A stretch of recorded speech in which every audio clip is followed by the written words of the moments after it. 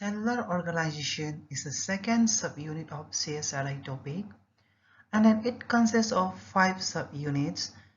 So today I am going to talk about cell division and cell cycle, which is the fourth subunit, and it consists of mitosis and meiosis, their regulation, steps in cell cycle, regulation and control of cell cycle.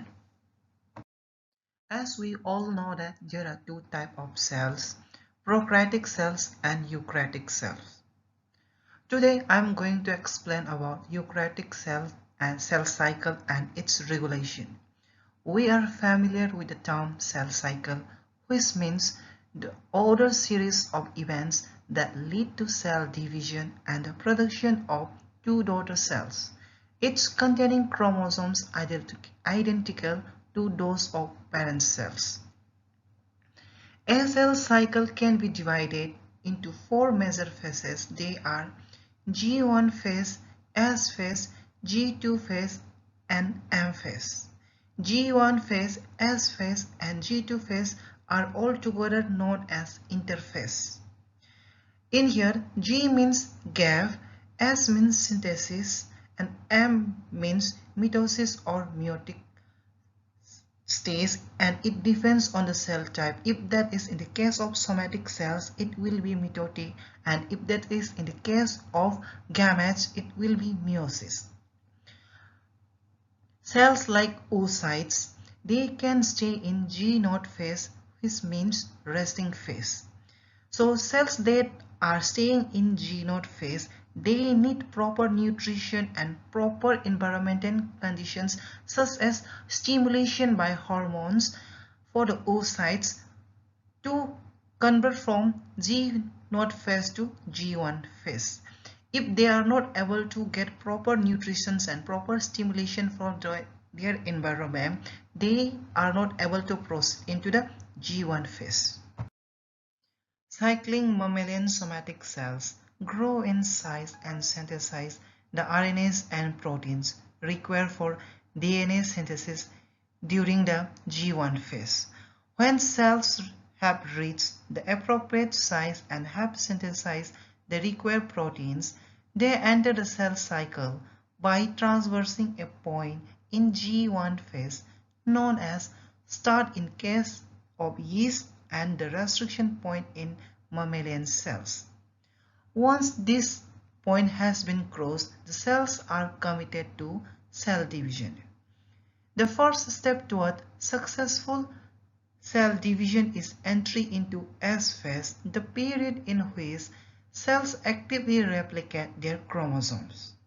After progressing through a second gap phase, cells begin the complicated process of mitosis in the M phase, which is characterized by segregation of duplicated chromosomes into a pair of daughter nuclei, followed by cytokinesis. Cycling human cells progress through the full cell cycle in about 24 hours, in which G1 takes 9 hours, S phase takes 10 hours, G2 phase takes 4.5 hours, and M phase takes 30 minutes.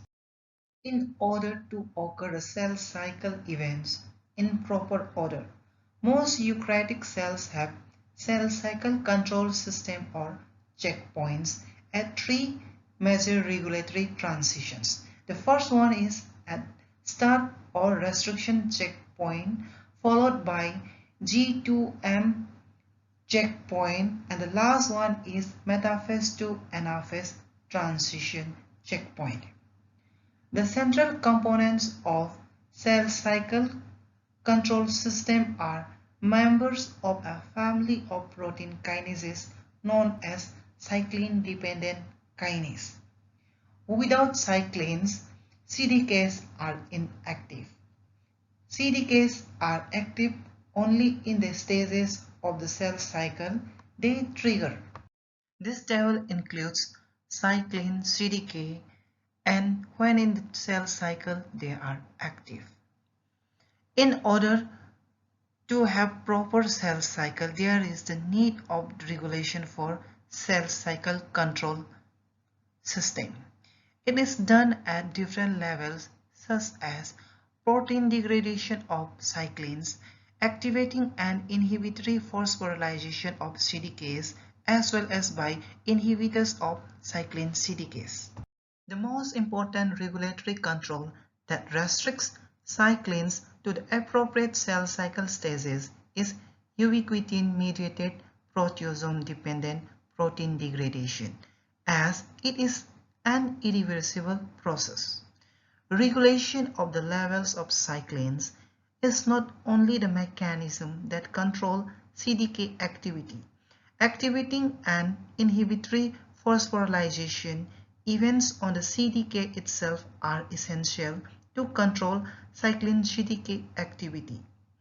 CDK inhibitors are the final layer of control that is critical regulation of CDK.